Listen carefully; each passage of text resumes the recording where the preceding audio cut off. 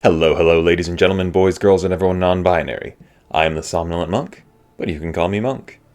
Today I wanted to cover a long-running, generational spanning series that has sunk its fangs, or in this case blades, into myself and many others for almost 20 years.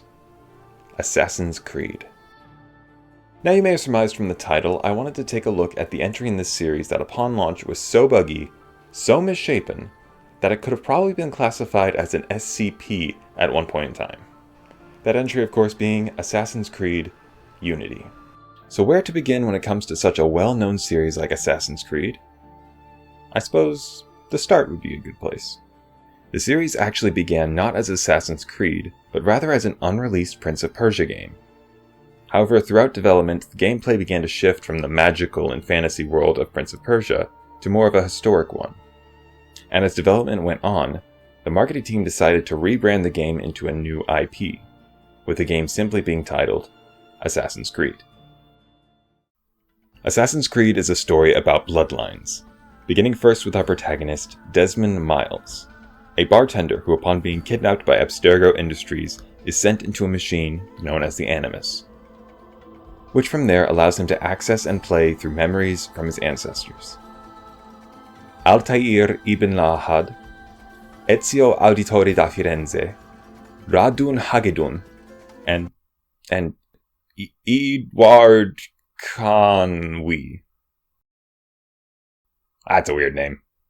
All of which throughout their stories become assassins, a hidden collective of spies and killers who, by their own admission, work in the darkness to serve the light.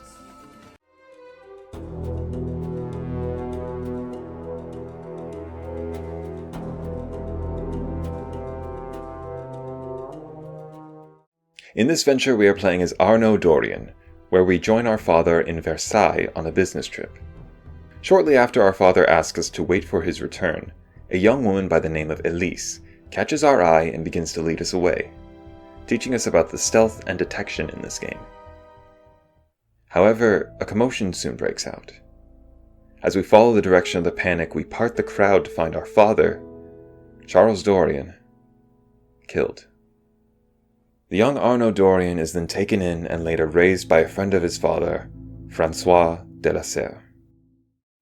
After a few years, Arnaud finds himself under the tutelage of de la Serre, soon finding out that Elise is attending a ball, and upon hearing that, he takes it upon himself to surprise her. Without an invitation, he sees himself in the only way he can: home invasion. So Arnaud sneaks his way through the palace to have a brief rendezvous with Elise, before quickly and quietly leaving.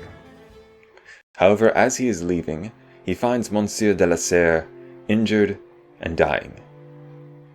He goes to lend aid, but a mysterious voice shouts out, drawing the guards to both Arnaud and the body. Arnaud is soon arrested as he is framed for the murder. Awaking in his cell, he is greeted by Pierre Belec, a man who both knew Arnaud's birth father, and later reveals to us that he and Arnaud's father are members of the Assassins. During training with Belec, they are interrupted by the sounds of rebellion and cannon fire. As the jail goes into lockdown and they attempt to secure the prisoners, Arnaud and Belec begin their escape, running and fighting through the halls of the Bastille and onto the roof, where Belec offers Arnaud one last chance at joining the Assassins. As the guards close in, Arnaud makes his choice, and takes a leap of faith.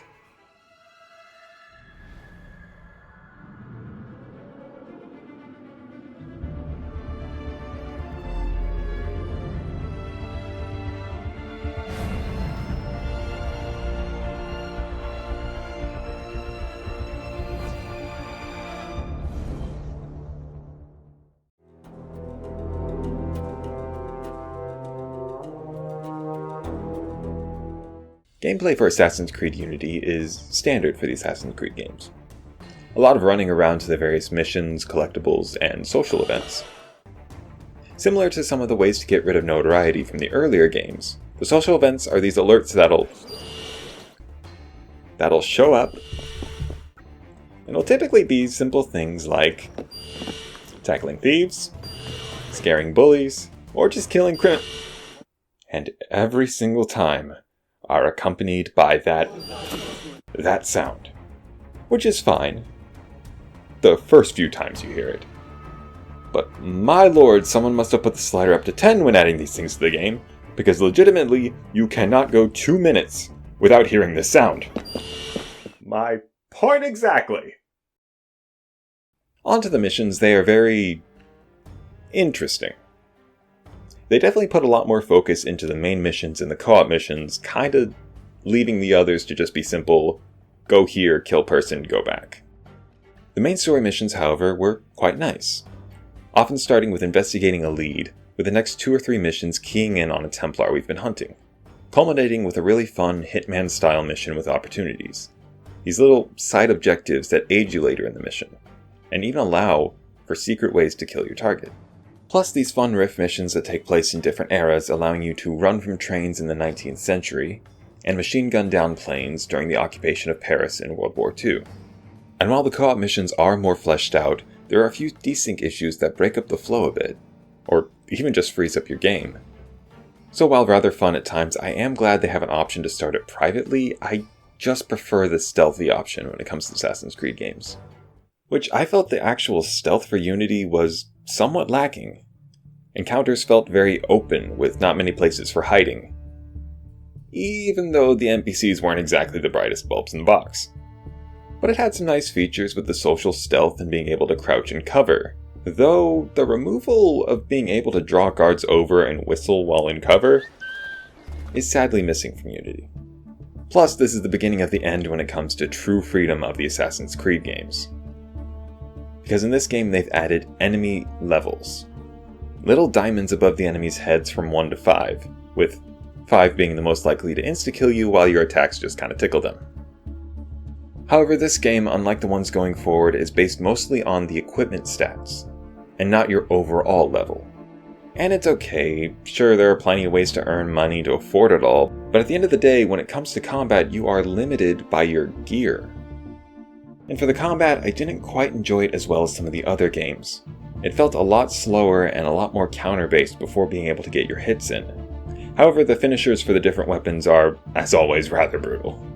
Which I'll be honest, I really liked all the options for weapons, and I thought the armors, which you could see changing sporadically between the clips, also looked really nice. But unless you want to grind up for the higher tiered gear, you need to use stealth just to even survive in some of the harder areas. Before playing it, the one thing I heard about Unity, well, except the bugs, was the parkour. And honestly, I get it. The parkour was really well done. Having the parkour up and parkour down buttons allowed for more control than the other games. It was a bit awkward and clunky to start, but there's a fair bit of nuance to it once you start to learn. They don't really tell you, but whether or not you're holding or tapping a button will actually change what you do. Holding the parkour up button while running will, of course, make you go up. But tapping the button instead will make you jump into whatever action you were trying to do, allowing for more options than mindlessly holding down buttons and running into walls. The game is beautiful, from the cutscenes to the city itself. But much like in life, beauty isn't all that matters, and it's more important to look at what's within. Or around, in the case of the game. We've talked about the missions, but there's also the various collectibles and chests that are placed in the world. 294 chests, both locked and unlocked. 60 artifacts, which are these coats of arms hanging from the walls. And, I don't want to say that one.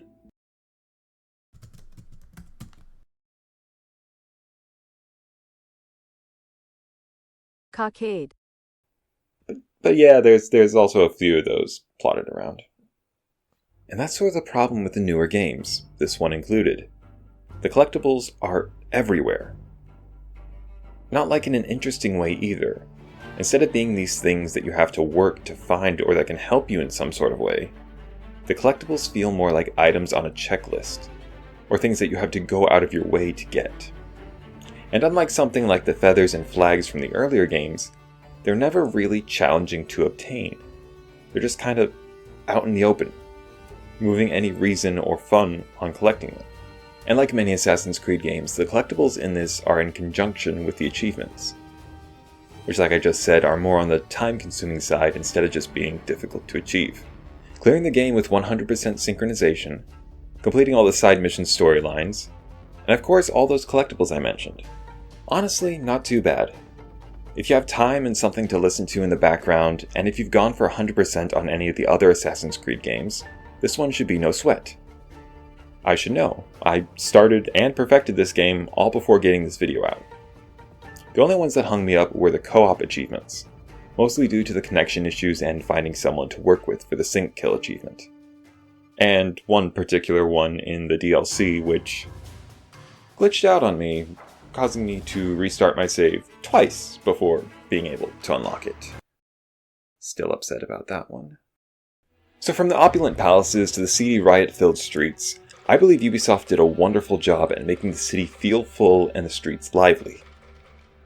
I was honestly impressed just by how many NPCs were roaming around, and how many of them were doing unique things. Carrying dead bodies, waving heads atop pikes, and just having a general reason behind whatever they were doing. At least, within render distance.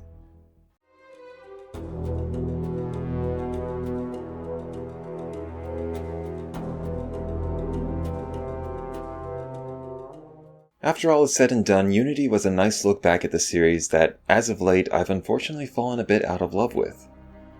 You see, in 2017, they came out with Assassin's Creed Origins, an aptly named look into the start of the Assassins. But in terms of gameplay, they changed what the series specialized in, trading calculated and methodical stealth for a more RPG-styled leveling and combat system, where if the number above your head is just a few levels lower than theirs, both combat and stealth would be basically impossible, and you'd have to go off and grind experience points just to level up to have a fighting chance. The wonderful parkour of Unity and Syndicate were reduced to holding the run button and just jamming your face into a wall until you climbed it. And it's a bit of a shame, but that's what the developers over at Ubisoft have been gunning for since Origins came out. Oh right, you're not actually here to listen to me lament on the past. You're here to see if I think Unity is a good Assassin's Creed game. Well, if that last soliloquy didn't hint at it enough, it may not be as buggy when it first released, but it still has some minor ones and a bit of desync. Regardless of that, I truly think that yes, Unity is a good Assassin's Creed game. And honestly a tad bittersweet, as it marks the last pre-RPG style Assassin's Creed game that I haven't played yet. Perhaps maybe one of the newer ones like Mirage or Shadows could remind me of the older style, but it'll never be what it once was. And as harsh as I may sound right now, I am grateful for being able to play and grow with this series as it's gone on. And I'm glad I got to share a bit of what I enjoyed about these games with you guys. Oh yeah! And one more thing. Okay, so real quick. Remember everything you've heard from this video so far, and let me know if you notice anything weird about these next clips. Shaking down imprisoned nobles seems a bit out of his oeuvre. What are the Templars up to? The truce was with Grand Master de la Serre. The man's been dead for 2 years. What do you know about grain merchants? Good to see you too. No one in this game is French! Okay, that guy might be French. That's right. Everyone you meet in this game carries with them an English accent, because according to the Montreal-based devs, the traditional French accent would have been too hard to understand without subtitles. Which is a shame, because the game and story was well done, if not a bit cliché at times, but the breaking of any immersion that the beautiful world and lively city make every single time a character speaks is incredibly jarring. Overall though, Unity was pretty fun. It certainly has its moments, both good and bad. It does a lot well with the parkour and the idea of having drop-in multiplayer. But without proper polishing, the co-op ends up falling a bit flat. But compared to when it was released, it is 10 times better. And thank God for that. Though in terms of where I'd put it in relation to the rest of the series, probably about here. Better than Rogue, but not as good as Syndicate. In my opinion, of course. Thank you all so much for watching, whether or not this has been your first video of mine or if you stuck around for a bit. I really do appreciate all of you guys so very much. If you've enjoyed the video, please feel free to give it a like, and if you'd like to stick around, then consider subscribing.